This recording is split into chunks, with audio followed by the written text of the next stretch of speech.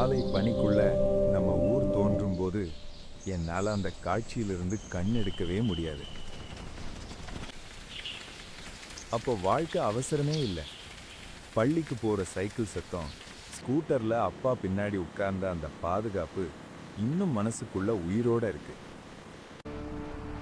இந்த பஸ் நின்னாலே நம்ம ஊருக்கே ஏதோ ஒரு நல்ல செய்தி வந்த மாதிரி தோணும். அத்தனை பேரும் அதையே பார்த்துக்கிட்டே இருப்போம்.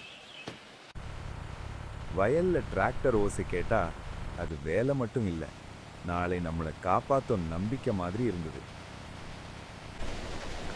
சந்த தெருவில் நடக்கிற அந்த சின்ன சிரிப்புகள், வியாபாரம் இல்லாமலே மனசு நிறைய சந்தோஷம் கிடைச்ச காலம்.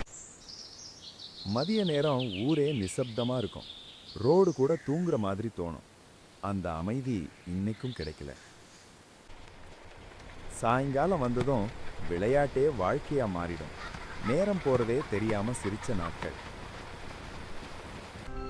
கோயில் மணி சத்தமும் டீ கடையில அந்த முடிவில்லாத பேச்சும் ஊருக்கே ஒரு உயிர் இருந்த மாதிரி உணர்வு.